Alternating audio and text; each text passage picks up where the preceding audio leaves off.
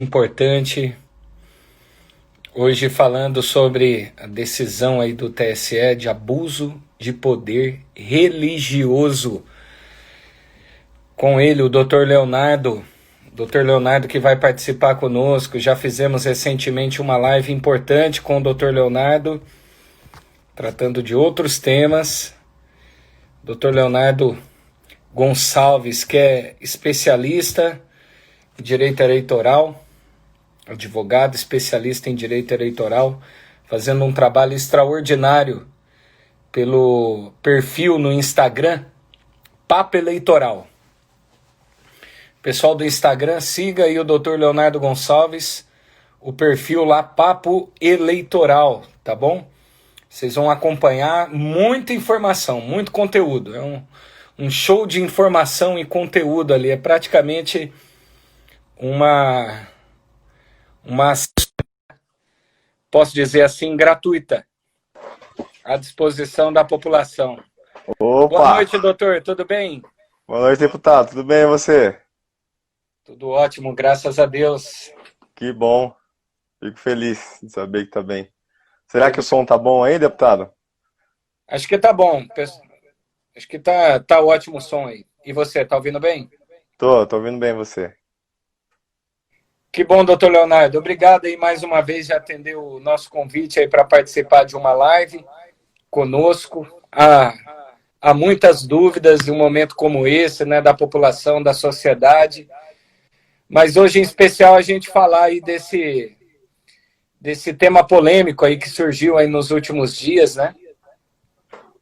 Sim, Principalmente por conta da manifestação do voto do ministro Fachin no TSE, tratando aí do abuso de poder religioso. É isso. isso que é o tema da nossa live de hoje. E para a gente poder entrar nesse assunto, doutor, eu gostaria que o senhor falasse, poderia nos explicar o que diz aí a nossa Constituição Federal a respeito disso, do Estado laico, da liberdade religiosa, da imunidade tributária dos templos e cultos. Eu acho que é um bom caminho de introdução aí dessa live para trazer esclarecimentos aí para todo mundo que participa conosco nesse momento também. Certo. Obrigado, deputado, pelo convite novamente aí.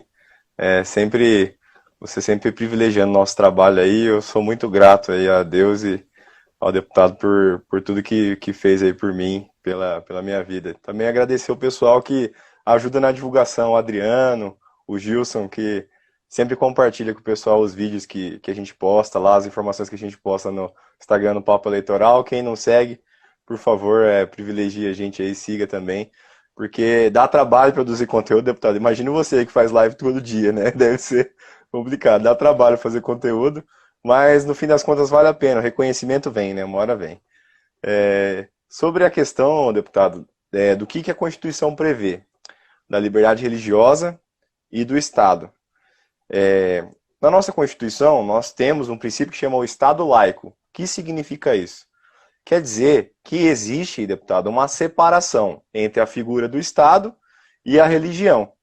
Mas isso não quer dizer que o Estado privilegie uma religião ou ele exclua todas. Na verdade, ele beneficia todas as religiões. Ele fomenta todas as crenças, todas as religiões. É direito de todo cidadão brasileiro ter a sua própria crença e ele não pode ser privado de nenhum direito por conta da sua crença. Isso está escrito na Constituição, no artigo 5º, o inciso 6, 7 e 8. Tá bem discriminado lá, deputado. Então, a partir disso a gente começa a fazer uma interpretação, né, para a eleição, né, para as crenças da pessoa e a eleição.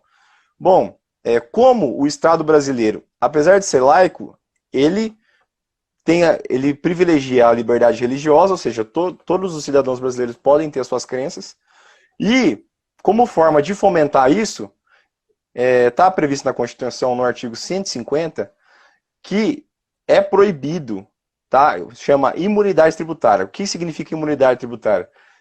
Quer dizer que a União, os estados e os municípios e o Distrito Federal não podem instituir nenhum tipo de imposto que tribute os cultos, os templos ou qualquer religião, de qualquer forma.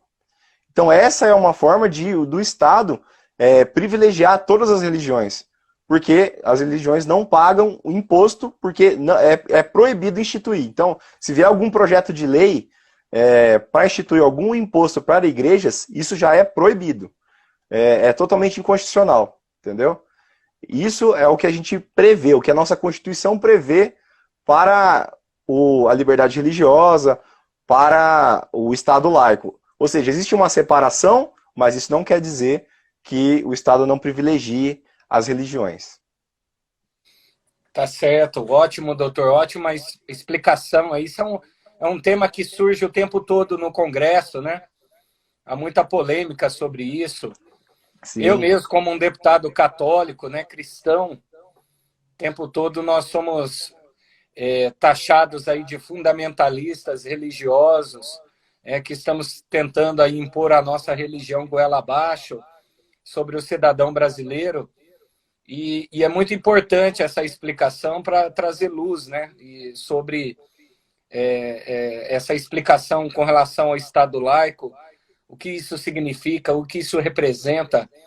Isso é fundamental, com certeza, para todo mundo que está participando e acompanhando conosco. E com relação... Só um instante, deputado. Inclusive, teve uma discussão muito séria em relação a isso, até no judiciário, porque eu não sei se o deputado já foi numa sala de audiência, mas geralmente, nas salas de audiência, tem um crucifixo na parede. Né? Então, eu falo assim, mas se o Estado é laico, por que tem um crucifixo na parede? Justamente porque o Estado é laico. Ele não tem uma religião, existe uma separação, mas ele também privilegia as religiões, né? Então, teve essa questão aí discutida. Já acho que tem no STF, se não me engano.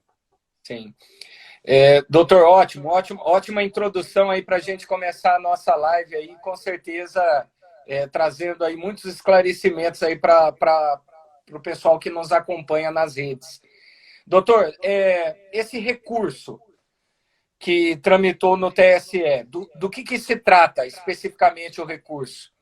Quais que foram aí os argumentos que foram apresentados para o andamento dessa ação? E por que o ministro Fachin queria criar a figura do abuso do poder religioso no âmbito das ações de investigação judicial eleitoral? Explica um pouco isso para nós, que isso ganhou aí o noticiário brasileiro, teve grande repercussão no Congresso também, muitos parlamentares aí falando sobre isso. Fala um pouco para nós. Então, deputado, essa questão desse recurso foi o seguinte: uma vereadora de Luisiânia, que é uma cidade de Goiás, aí, que é uma cidade satélite de Brasília, né, inclusive, ela foi eleita e aí ingressaram com uma ação no Ministério Público de Educação Judicial, de investigação judicial, para cassar o mandato dela, porque supostamente ela teria feito uma reunião com uns 40 jovens dentro da igreja e pedido voto dentro da igreja com esses 40 jovens. Além disso, deputado, parece que o pai dela, ele era um líder religioso numa igreja evangélica lá dessa cidade, ele fez uma reunião com os pastores lá de outras denominações ou de outras igrejas lá dessa cidade e pediu o apoio político dos pastores também para essa filha dele que foi a eleita vereadora. Ok. E esse recurso chegou no Tribunal Superior Eleitoral porque ela tinha realmente sido cassada nas decisões anteriores. E aí ela recorreu, né, etc., até o Tribunal Superior Eleitoral. E aí a gente tem que dividir esse recurso, deputado, em duas partes. Primeiro, julgar o caso concreto da cassação do mandato da vereadora e a questão trazida pelo relator do processo, que era o ministro Edson Fachin, em relação a instituir a figura do abuso do poder religioso no âmbito dessas ações de investigação judicial. Ok? Então, a partir disso, tem que esclarecer o seguinte: primeira fase. Esse recurso foi provido para não cassar o mandato da vereadora, por unanimidade. Tá? Então, ou seja, até o relator, o ministro Edson Fachin, votou para não cansar o mandato dela, porque eles entenderam que não existiam provas de que realmente tinham acontecido esses fatos, seja da reunião dela com os 40 jovens e o suposto pedido de voto, assim como também o pedido de apoio político do pai dela para os demais líderes religiosos dessa cidade. Então, superada essa parte, que é a parte principal do recurso, que não foi cassado o mandato dela e foi unânime, ou seja, foi 7-0, porque tem 7 ministros no Tribunal Superior Eleitoral, a gente passa a discutir a parte agora relacionada com o abuso de poder religioso, que foi uma proposta, né, do ministro Edson Fachin de se instituir. Ele fundamenta com essa mesma argumentação que eu passei, de que a separação entre os estados, entre o Estado e a religião, deveria sofrer um limite pelo judiciário. Entendeu? Então aí ele fundamenta em cima disso, por quê? Porque ele, segundo o que ele entende, muitos líderes religiosos estão se usando da sua posição de destaque, da sua posição de liderança, para influenciar a cabeça de eleitores, utilizando-se, né, inclusive, da figura de Deus e etc., influenciando a cabeça de eleitores para gerar um desequilíbrio na eleição. Esses foram os fundamentos apresentados pelo ministro Edson Fachin. Os demais ministros, deputado, foram contra. Então, essa parte foi votada 6-1. Né? Então, 6 votos contra instituir e 1 voto a favor. Dos que foram contra, deputado, existem 2 argumentos. O ministro Luiz Roberto Barroso, que hoje é o presidente do Tribunal Superior Eleitoral, ele disse que não cabia neste recurso julgar essa parte porque não era o objeto principal do recurso. Então ele afastou porque você, olha, essa não é a discussão do processo, a discussão do processo era o caso concreto. Então, não sendo a questão de instituir o abuso de poder religioso o caso concreto, por mim está afastado. Os demais ministros, que eu acho que foram muito mais razoáveis, né, nas argumentações, eles trouxeram os seguintes argumentos. E o deputado vai concordar comigo, né, em relação a isso. Por quê? É muito difícil, deputado, você desvincular a vontade do eleitor, as crenças do eleitor, as experiências de vida dele, a religião dele, da forma como ele vota ou como ele deposita a confiança do voto dele em algum candidato. Por quê? Você escolhe o seu candidato com base no que ele é. Pode ser que na religião que ele também frequente, das crenças que ele tem, no que ele defende, por exemplo, como o deputado defende. O deputado é a favor da família, a favor da vida e tal. Pessoas que se identificam com o que o deputado prega, as bandeiras do deputado, vão votar no deputado, independente se é católico, se não é, etc. É lógico que é muito difícil a gente dissociar as crenças religiosas das suas crenças pessoais. Porque umas estão muito ligadas com a outra, né? Não tem como você dissociar isso. E se você fizer algum tipo de instituição de abuso de poder religioso para tentar separar isso, é uma linha muito tênue, é muito difícil, é muito complicado. Então, os demais ministros argumentaram em cima disso, que isso poderia ferir a própria democracia, né, digamos assim. Outro argumento também, deputado, que foi apresentado em relação a isso é porque se os ministros, né, proibissem a questão do abuso de poder religioso, teria que se proibir uma série de outras condutas. Por quê? Porque partidos políticos são vinculados muitas vezes até a sindicatos. Associações civis, né, da sociedade civil organizada também influenciam o voto das pessoas em relação à eleição. Então, se você proibir a religião de poder também ter algum tipo de influência no pensamento político das pessoas, essas outras instituições também teriam que ser vedadas. Você concorda comigo, deputado? Na prática, um possível candidato ele não poderia compor nenhum tipo de associação, né? Que já poderia caracterizar algum tipo de abuso de poder. porque se você participa de algum movimento dentro da sua comunidade, do seu bairro, associação de bairro, ou representa o sindicato dos professores, o sindicato dos policiais ou algo do tipo, você não vai poder participar mais se você, amanhã ou depois, respeitando aí os critérios que nos dão condições a todo cidadão brasileiro de poder participar do processo eleitoral, teoricamente, um grande número de pessoas estaria impedidos, né, até de participar do processo eleitoral. Né? Não, é bem isso, deputado. Então, assim, é muito difícil você dissociar as coisas. Não tem como. As crenças das pessoas, inclusive, que são construídas, inclusive, dentro dessas instituições. Porque é ali que se inicia o debate político. A formação política dos cidadãos brasileiros, muitas das vezes, se iniciam dentro dessas associações, seja dentro das igrejas, seja dentro dos partidos, seja dentro dos sindicatos. É ali que se inicia. Entendeu? Então é muito difícil dissociar. Além disso, deputado, tem outra questão importante.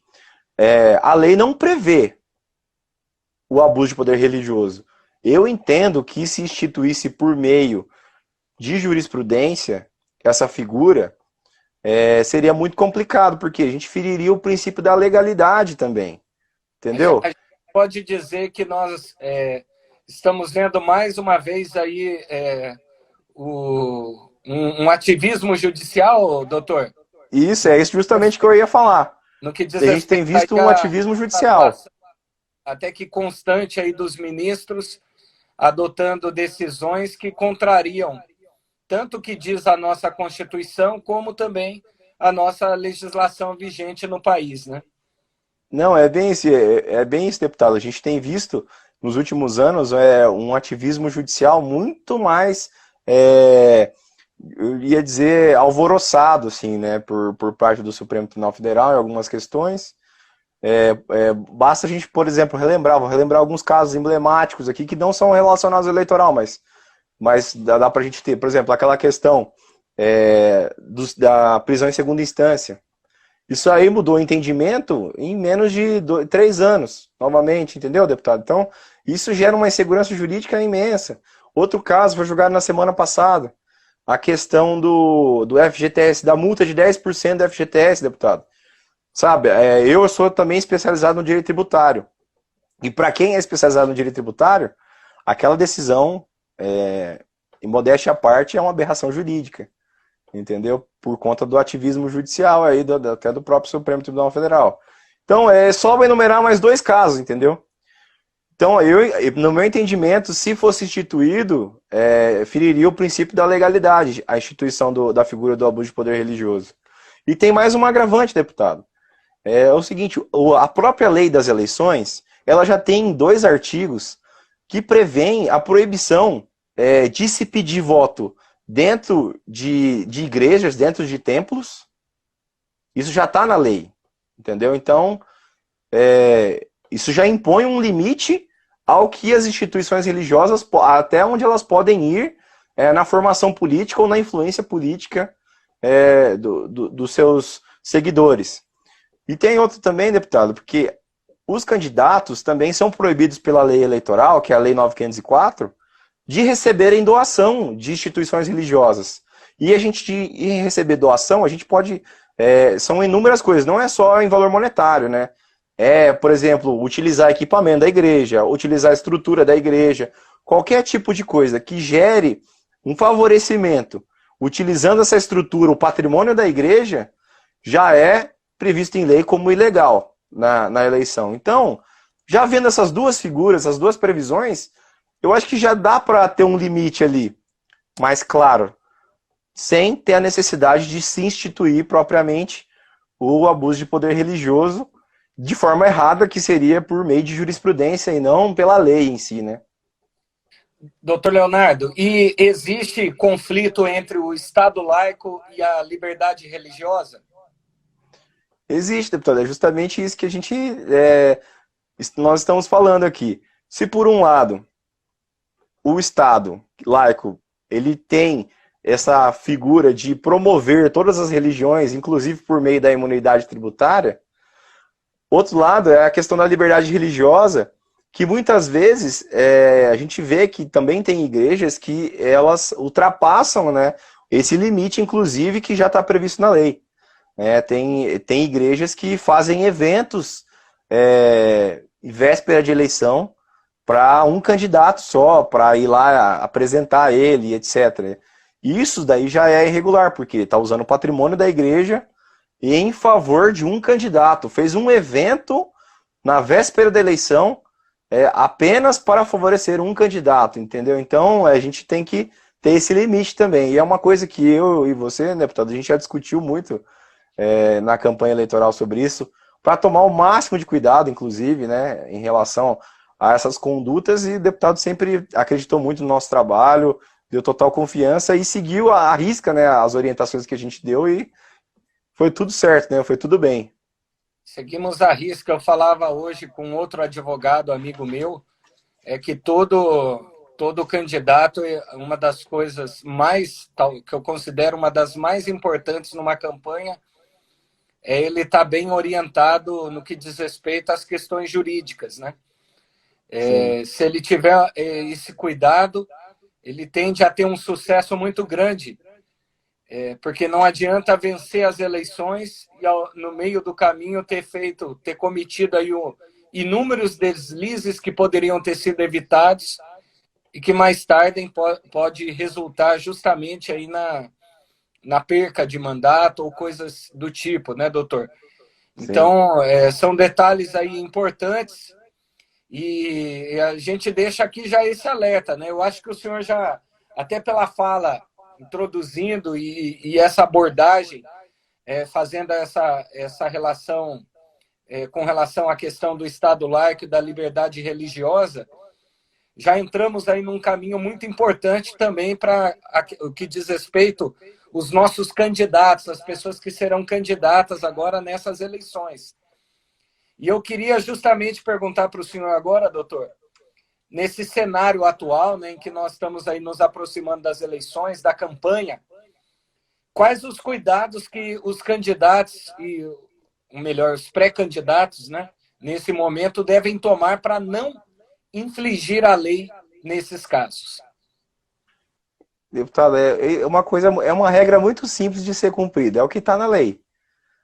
Primeira coisa, não pode o candidato fazer qualquer tipo, eu digo qualquer tipo, seja verbal, seja por meio de panfleto, de santinho, de faixa, de som, do que for, fazer propaganda eleitoral dentro de igreja.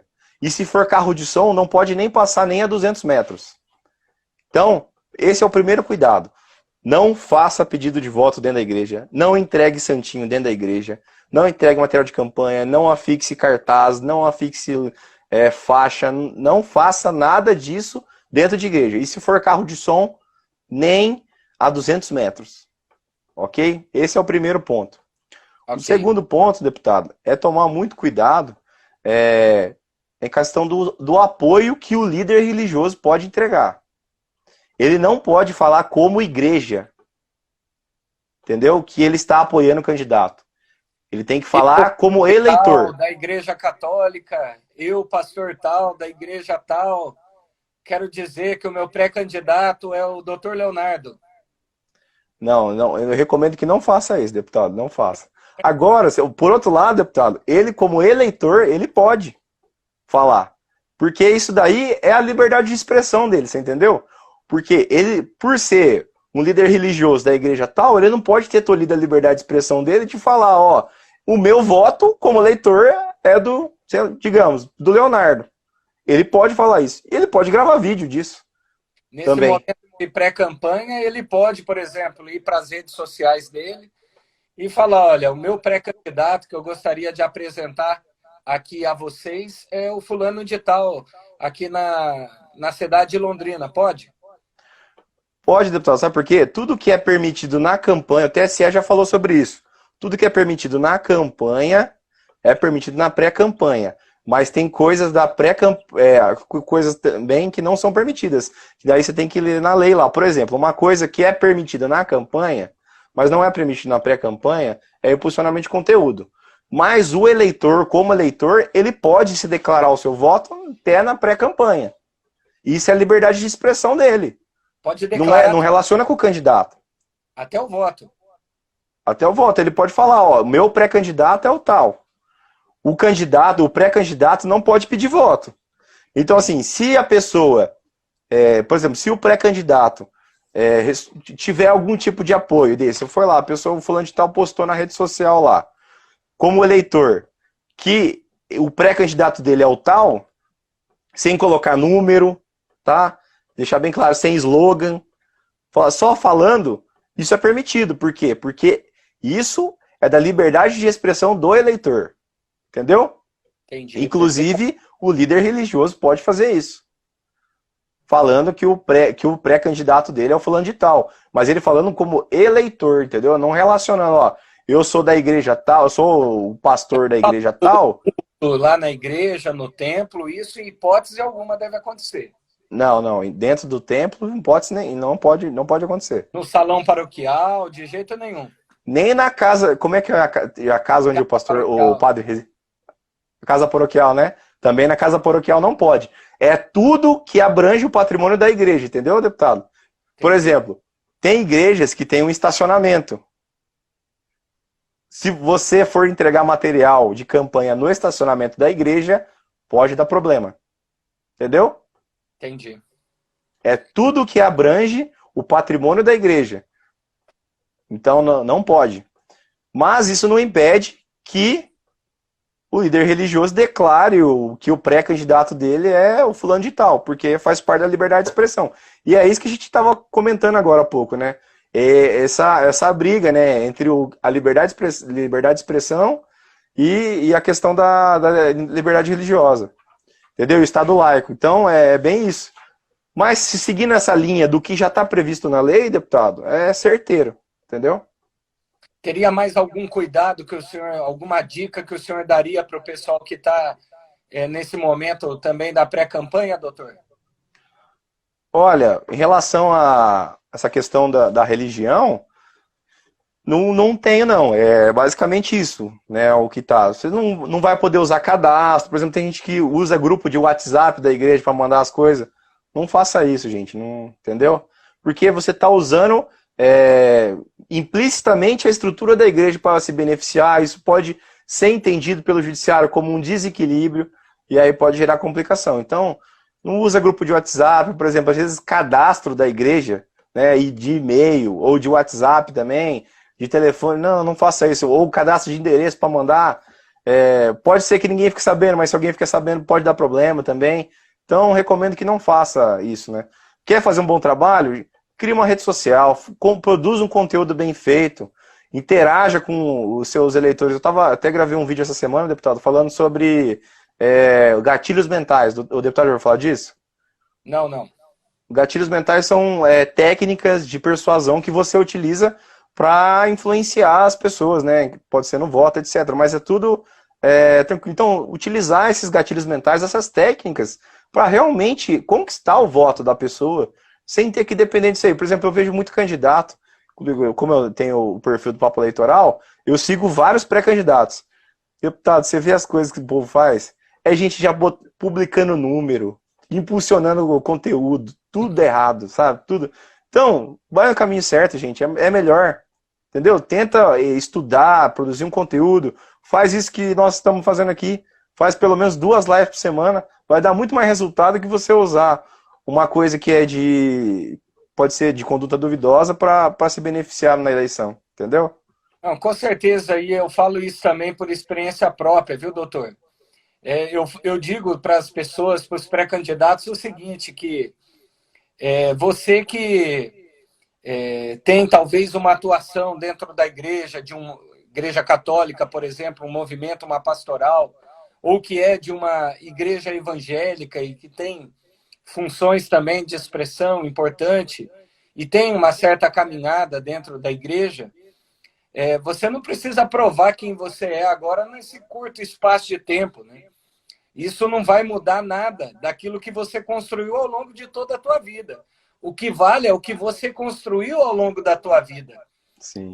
São as suas qualidades que, nesse momento, você tem que expor ainda mais elas para que isso, de fato, pese na balança na hora do eleitor fazer a sua escolha. Então, a gente vê que há uma preocupação muito grande, daí muitos pré-candidatos cometem esses excessos, né? Vão além dos limites da lei, abusam, né? Arriscam. Pode não dar nada. Se ninguém denunciar, se não fizer nenhuma denúncia, se passar despercebido, pode não dar nada. Mas é um risco muito grande, além de estar já iniciando a trajetória de uma forma errada, né? Iniciando a trajetória já desrespeitando as leis. Isso não é bom para ninguém que quer justamente ver as leis sendo cumpridas, né? E que pode ser também um futuro legislador. Então, já mostra aí que não é exemplo para nada. Então, se você desliza nas pequenas coisas, imagina na hora que você estiver diante das grandes coisas. Então, Verdade, é preciso seguir essa retidão desde o começo, valorizar as suas qualidades, valorizar o que você tem de melhor, lembrar que as pessoas não vão apagar a tua história e o teu passado. O que vale nesse momento é o que você construiu, é o que você plantou. Você vai colher o que ao longo da tua vida você plantou. Então, eu acho que é importante aí o pessoal ter essa consciência, né, doutor? Isso mesmo, deputado. Tem que começar bem, né? Começar bem para manter bem. Eu sou dessa ideia. Eu também sou da ideia seguinte, deputado. O meu trabalho como advogado é não dar trabalho para o meu cliente. Porque ele está me pagando para isso. Se fosse para ele ter trabalho, ele não me pagava. Né? Eu tomava conselhos de outras pessoas que não são especializadas na área. Então, eu penso dessa forma. Tudo que eu puder fazer para o meu cliente não ter trabalho, e até uma coisa que a gente comentava até na campanha, era da seguinte, né? Doutor, pode fazer isso? O pessoal tinha muitas ideias, né? O pessoal era bem efusivo na campanha, sempre com muitas ideias boas, não digo que eram ruins, né? Falou assim, olha, não tem aprovação do jurídico, façam por sua conta e risco. Daí já não dava certo, né? E aí o pessoal fala, mas esse doutor é chato, não sei o quê. O advogado fica como chata, né? Mas é aquele que depois, no final, vai ter a segurança, né, de ter dado a melhor orientação para quem ele está naquele momento representando, né, doutor? Então, sim, a verdade pode parecer o papel do chato, mas, como eu disse, não é.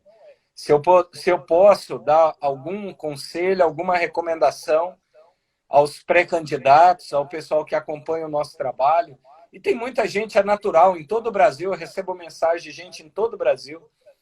Tem gente já pedindo para mim gravar vídeo lá para o Pará, no Ceará, de apoio, Fortaleza, Alagoas. Eu falo, meu Deus, será que o meu trabalho está chegando lá? Vai ter tanto tá disputado, hein, deputado? Você tá... A minha manifestação, né?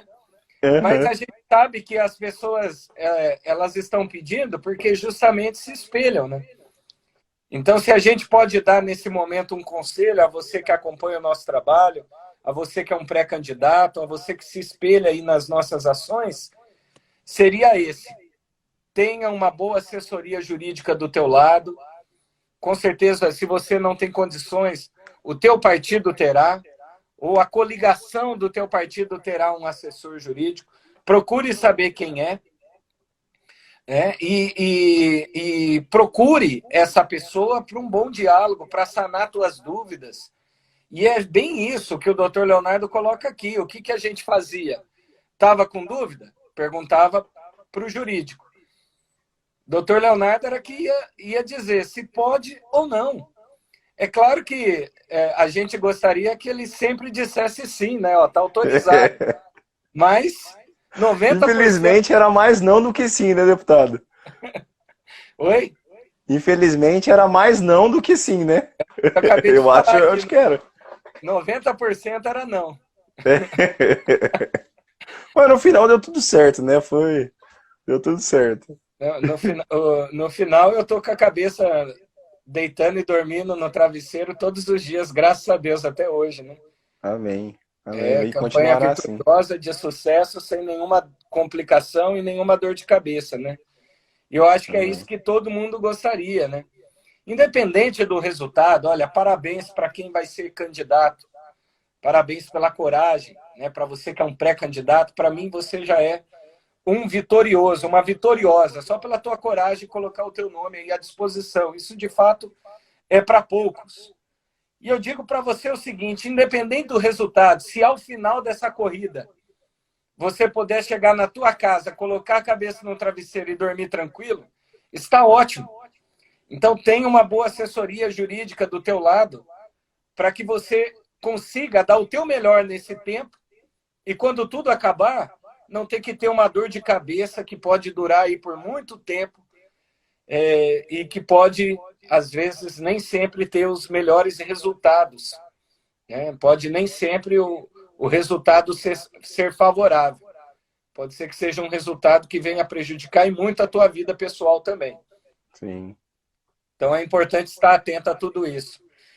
Doutor Leonardo, olha, eu acho que ficou bem esclarecido as suas respostas. A gente falou aqui, né, os riscos aí do abuso do poder religioso até agora, mas para mim existe um outro risco também que eu quero trazer aqui na live e que é mais grave ainda, que é o da perseguição religiosa. O Sim. do silenciamento dos padres, pastores e demais líderes religiosos por parte do poder público, principalmente do judiciário. Na sua visão, doutor, nós corremos também esse risco? Olha, deputado, é o que eu venho dizendo, né?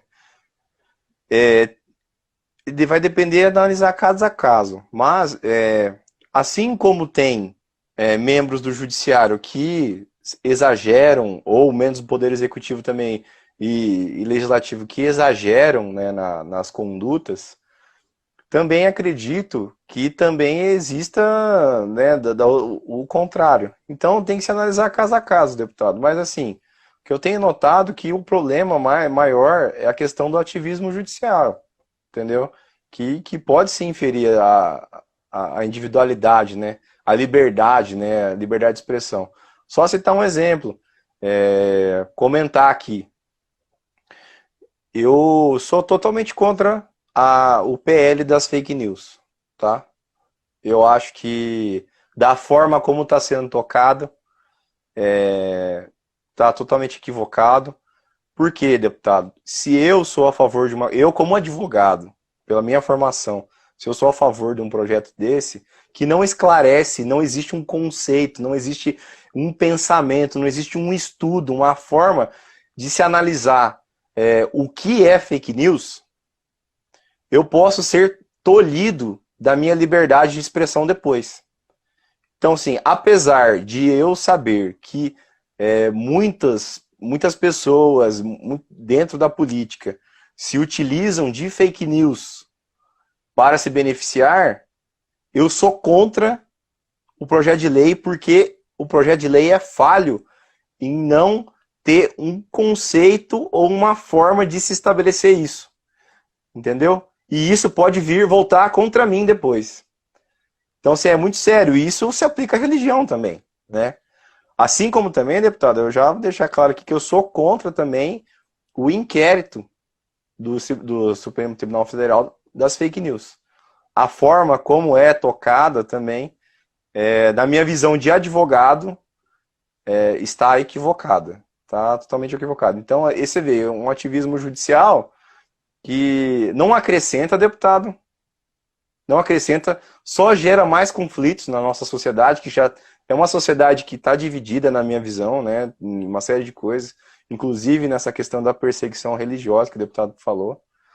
E então é complicado, mas eu sou contrário a essas duas coisas aí. Doutor, e na sua opinião, o senhor que entrou nesse assunto aí do inquérito das fake news, quais os principais problemas aí que nasceram desde a origem aí desse inquérito aí, desse processo ali no Supremo? Quais são os principais pontos aí que o senhor destacaria justamente para defender que esse processo está se iniciando aí da forma errada, equivocada, não da forma correta, da forma processual que deveria seguir? Quais seriam os principais problemas aí que o senhor apontaria, doutor? É o seguinte, deputado, no nosso sistema processual penal, a gente tem um princípio que é o princípio da persecução penal, ok? Ou seja, a polícia, ela tem a legitimidade de investigar o crime. A partir disso, o delegado manda um parecer para o Ministério Público e o Ministério Público analisa se é possível ou não ingressar com uma ação penal. Aí, através disso, ele faz um documento, deputado, que chama-se denúncia. Agora depois eu vou fazer um paralelo do inquérito das fake news com o inquérito dos atos atentatórios à democracia. O deputado sabe que também tem esse tramitando. O inquérito das fake news, ele foi iniciado pelo próprio Supremo Tribunal Federal, que apesar deles justificarem, que acho que é no artigo 43 ou 73 do regimento interno, a possibilidade de se instituir um inquérito dentro do STF, mas são de crimes praticados dentro do STF, eu acho que isso foi meio que uma forçação de barra. E muitos juristas também entendem da mesma forma. Se o nosso sistema judiciário, nosso sistema de processo penal prevê que o Estado acusador vai ser por meio do Ministério Público e qualquer pessoa tem o direito de defesa e, além disso, o juízo tem que ser imparcial, não tem como você iniciar um inquérito desse pela pessoa que vai julgar. Aí eu falo assim, não, mas o ofendido é o ministro e não o STF, não sei o quê. Ele começa com essa discussão. Mas, gente, nós estamos falando de seres humanos, deputado. E são passíveis de influência emocional, inclusive de falhas, entendeu? Então, eu entendo que na origem está errado este inquérito por conta que o início se deu pelos próprios ministros, pelo próprio ministro do STF. E foi distribuído para outro que também faz parte, que compõe o STF, você entendeu? Então, essa é a minha crítica em relação a este inquérito. Por outro lado, deputado, eu vejo muitas pessoas também criticando o inquérito dos atos antidemocráticos, que quando foi soltado os fogos em cima do STF, e uma série de outros atos que foram praticados, e alguns blogueiros têm sido investigados neste inquérito. Neste inquérito, eu sou a favor. Por quê? Quem iniciou o inquérito foi a Procuradoria-Geral da República. Entendeu a diferença? A forma está correta. A forma está correta. Por quê? Cumpriu com o princípio da persecução penal, ou seja, é de perseguir aquele que praticou o ato, entendeu, deputado? Então, eu vejo que esse está correto. E eu vejo muitas pessoas que a gente chama de garantismo de ocasião, que são contrários que são contrários aos dois, sendo que a forma é diferente, entendeu? Entendi. Então a gente tem que analisar com muito cuidado, porque está escrito na lei, independente de quem está no poder, de quem é investigado e tal, a gente tem que garantir o direito da defesa da pessoa e tem que garantir o devido processo legal da pessoa, por quê? Porque amanhã, deputado, pode ser eu o investigado, pode ser você, entendeu? Então, por isso que as regras do jogo têm que se aplicar a todos. Por quê? Porque está na lei, né? Nós somos uma sociedade de igualdade, né? Então, eu acho importantíssimo até trazer isso, deputado, aqui para os seus seguidores, porque tem muita gente que critica, né? E isso tem que ser esclarecido para as pessoas, sabe? É muito importante, né, falar sobre esses assuntos para que as pessoas tenham noção, né? Porque senão a gente fica numa discussão vazia, que é o que eu tenho visto, deputado. E sinceramente, eu vou fazer um desabafo aqui. Isso me entristece muito, sabe? Porque o Brasil, um país maravilhoso que nós temos, abençoado por Deus, deputado. Com pessoas maravilhosas, com pessoas inteligentes, e a gente vive num conflito, às vezes, político, econômico, que se nós nos uníssemos, deputado, a gente conseguiria atingir aí um país de primeiro mundo em poucos anos. É o que eu acredito, sabe? Então... Com certeza, com certeza. Mas, infelizmente, a gente vê que toda hora tem alguém colocando lenha na fogueira de novo, né? Quando as coisas começam a sinalizar que a bandeira branca começa a ser hasteada, alguém vem e taca fogo em tudo de novo. Foi o que aconteceu na palestra que o senhor deve ter acompanhado aí, do ministro Barroso, a fala do ministro, uma palestra internacional que ele deu recentemente em inglês, em que ele disse que no Brasil o que está acontecendo é uma verdadeira ditadura, né?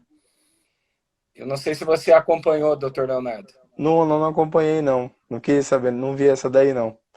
Mas você vê, deputado, ó, é uma opinião minha. Isso não é uma coisa do ministro vir falar. O negócio dele é julgar, deputado. Você entendeu? Aí entra o ativismo, a gente volta naquela conversa do ativismo judicial de novo. Você entendeu como é que é? E a interdependência dos poderes fica onde em tudo isso? Enfim, se a gente continuar aqui, a gente vai ficar até amanhã falando essas coisas. Com certeza, doutor, com certeza. São coisas aí preocupantes, né, que nós ficamos aí extremamente preocupados. Gostaríamos que, de fato, tivesse um equilíbrio maior entre as instituições, que não fosse esse cabo de guerra aí o tempo todo, essa briga de forças, né, entre as instituições o tempo todo, mas, infelizmente, nem tudo é do jeito que a gente gostaria, né? Mas vale para a população ficar alerta, ficar atenta, participar do processo eleitoral, né, doutor? Participar desse momento das eleições, avaliar bem os seus representantes, aproveitar esse momento de pré-campanha, perguntar para os pré-candidatos, né, a posição, o que pensa sobre tal tema, tal assunto, ver se de fato a pessoa ela está preparada para te representar na Câmara de Vereadores. Doutor, eu não sei qual a sua opinião, eu sou totalmente contra aí o voto branco, o voto nulo. Tem gente que faz campanha aí para voto branco e nulo nas eleições. Eu sou contra. Mas eu também acho que isso de uma irresponsabilidade muito grande do cidadão brasileiro, que em tudo, nós, por mais independente que sejamos, dependemos das questões políticas no nosso país. Em tudo, doutor. Seja nas questões de infraestrutura que nós gozamos na nossa cidade, seja na área de educação, saúde e outras esferas. E tudo é política, tudo passa pela política, tudo passa por decisões políticas. Por isso é de uma responsabilidade muito grande que o cidadão, na hora de escolher o seu representante, ele avalie muito bem, ele pesquise muito, ele seja responsável. Nada, gente, pelo amor de Deus, ainda tem gente que vota, doutor, pegando o santinho que o pessoal joga um dia antes da eleição, joga nas esquinas. Que, inclusive, é crime eleitoral fazer isso. Além de ser crime eleitoral, mas o pessoal abusa, viu, doutor? Abuso, eu sei. Nós estamos falando aqui de abuso de poder, mas o pessoal abusa e fazem, infelizmente fazem. A gente ainda vê essas cenas. Mas o pior de tudo, além do crime que o cidadão está cometendo, o pior de tudo, doutor, é que tem gente que vota. Pega ali na sorte e vota ainda nessas pessoas. Não é assim que você vai escolher o seu representante. O que o senhor acha disso aí, doutor? Do voto branco, do voto nulo? O que o senhor diria aí? Eu sou contra também. Eu sou contra. Brasileiro que assiste a gente. Oi? Eu sou contra a questão do voto branco e do nulo, porque, na verdade, eu sou mais contra ainda, deputado, a pessoa não ir votar. Porque a gente pega aí eleições, por exemplo, em Londrina, que tem quase 30% de abstenção de pessoas que não vão votar.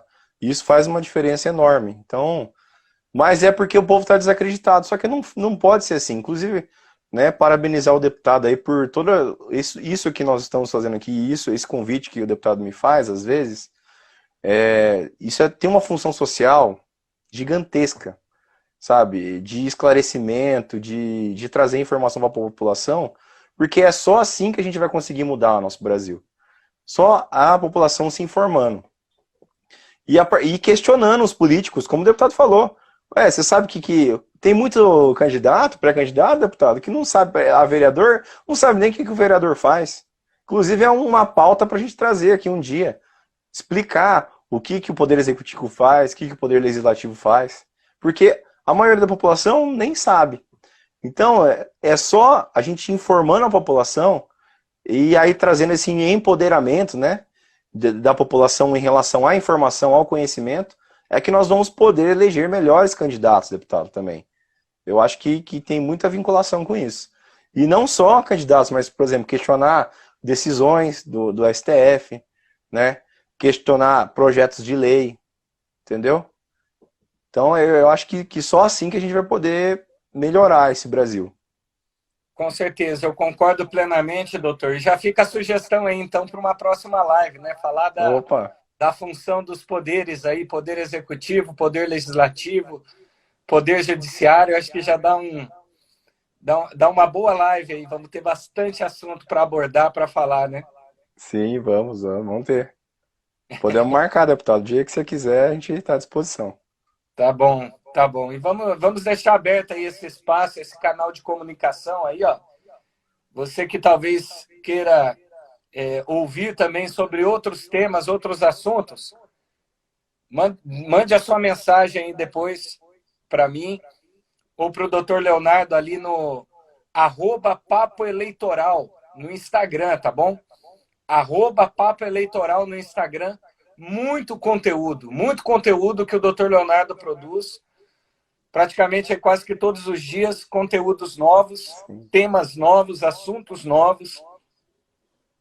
E são pouquíssimos aqueles que estão fazendo ações e promovendo ações como essa, que o doutor Leonardo frisou muito bem aqui agora, que são ações sociais, né, com um cunho de fato, esclarecer, trazer luzes, mostrar para o cidadão brasileiro que tudo isso aqui, ó, essa pátria amada chamada Brasil, é nossa.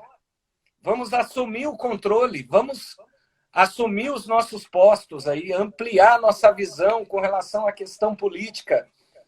Não é só bandido, criminoso que existe, que tem na política brasileira, não. Pode ter você, cidadão de bem brasileiro, que está assistindo essa live, que está participando. Basta a gente não ficar com os braços cruzados, regaçar as mangas e começar a fazer algo de fato para mudar o nosso país. É bem para mudar o nosso país. Temos que estar atento a tudo isso aí. Olha, doutor, nós entramos aí para falar do abuso de poder religioso, falamos também da fake news, falamos de inquérito, falamos de outros temas aqui extremamente importantes. Gostaria de perguntar para o senhor também outras coisas aqui, perguntar, por exemplo, está tramitando aí no Congresso, não sei se o senhor viu, o PL aí que quer legalizar a maconha no Brasil. Eu ouvi falar, eu vi pelo seu Instagram, deputado. Eu não li o projeto, mas eu vi pelo seu Instagram. Está tramitando aí um projeto no Congresso Nacional, usando aí de escudo, né, crianças, familiares de pessoas doentes, com diversas doenças, sobre aí o pretexto do uso medicinal, né, a substância, a cannabis, entre tantas outras substâncias que existe ali na folha da maconha, uma das substâncias que vem apresentando resultado para alguns determinados tipos de doenças, mas apresentaram essa semana que passou um projeto, uma minuta de projeto de lei, um substitutivo ao projeto original, que é o 399 de 2015, liberando geral, permitindo plantio, cultivo, comercialização, exportação, importação, industrialização, da maconha no país, bastando apenas a receita médica. O médico Nossa, aí. que vai dizer se você pode ou não receber. Então, abrindo uma brecha aí gigantesca, né? Um verdadeiro aí que nós chamamos aí de cavalo de Troia, que no momento da pandemia estão tentando levar direto a plenário, né? Porque esse projeto ele estava dentro de uma comissão especial, mas não teve nem tempo de ter o parecer. Então, agora, sem parecer, sem votar o parecer, sem discutir o parecer, eles já estão tentando levar direto ao plenário para atropelar e aprovar isso aí. Mas é a mesma coisa. Só antes do senhor falar, sendo que, deixar claro para a população,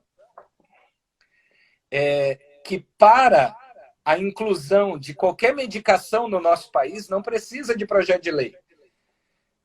A indústria que desenvolve o medicamento vai dar entrada na Anvisa com o pedido de registro, que vai depois ter a autorização ou não, e na sequência,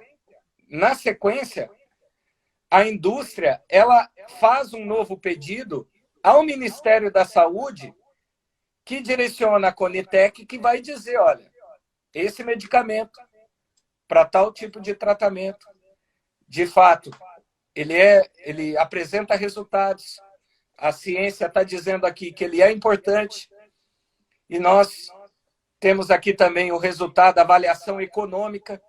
Isso aqui, se for incorporado no SUS, por exemplo, vai ter um impacto de tanto. Então, é viável, não é viável, é a Conitec que vai dizer com o seu corpo técnico. Não são os deputados federais que têm que se manifestar sobre isso. Então, imagina, é uma irresponsabilidade gigantesca. Porque como que eu vou colocar a minha assinatura, doutor? Como que eu vou colocar a minha digital? O meu voto favorável a um projeto desse? E depois correr o risco de criando uma expectativa no cidadão brasileiro de um resultado que pode não vir e pode trazer ainda sequelas à saúde dessas pessoas. E na prática eles querem legalizar geral, doutor, porque em outros países eles querem essa autorização do Congresso, porque em países em que eles conseguiram isso, além do suposto medicamento, agora tem a bala de maconha, o bolo de maconha, a torta de maconha. Parece até mentira o que eu estou falando, mas não é. É a pura realidade. Desenvolvem todo tipo de produto dizendo que cura tudo. Essa semana eu participei de uma reunião e teve um deputado do PT que disse assim, olha, cura até o câncer. Só que ele não disse qual foi o estudo, qual foi o estudo científico sobre o tema, né? Mas, enfim, doutor, eu não sei o que o senhor pensa sobre isso aí, mas é muita coisa acontecendo ao mesmo tempo, doutor, e a Não, gente está atento, né? eu só queria falar, deputado, assim, o senhor está correto, a análise, também acho que tem que ser tudo com prova científica, vendo o impacto no orçamento, perfeito, é isso mesmo. Mas, enquanto isso, deputado, estão querendo passar também o projeto da fake news, sem análise própria, e, enquanto isso, deputado, o projeto do foro privilegiado está parado. Há quanto tempo já? Nós aprovamos enquanto estava na minha mão, em ano eleitoral eu consegui colocar para votação e aprovar. Então, ele está há mais de 1 ano e 4 meses parado nas mãos do presidente da Câmara, Rodrigo Maia. Então. Você vê como é que é. Eu acho que está tendo um lobby muito forte nesse projeto aí. Né? Nesse projeto aí da maconha. Está tendo um lobby muito forte. Porque se você for ver, por exemplo, nos Estados Unidos, esse é um mercado bilionário. Né? E às vezes querem entrar no Brasil com isso também. Tem um interesse econômico por trás disso, né? Com certeza. E Doutor, aí querem fazer a toque de caixa. As tuas redes sociais, qual o contato, a melhor forma do pessoal que quer falar com o senhor? Pode entrar no Papo Eleitoral, @Papo Eleitoral, que eu respondo lá direto. É só entrar lá e pedir para seguir a gente tem live sempre, tem material, né, informações direto aí, é só entrar lá, deputado. Com certeza. Muito obrigado, doutor. Deus abençoe. Até a próxima live aí, se Deus quiser. Amém. Obrigado, deputado. Um abraço. Se cuida. Um abraço. Nos ajudem a compartilhar aí essa live para chegar ao conhecimento aí do maior número de pessoas.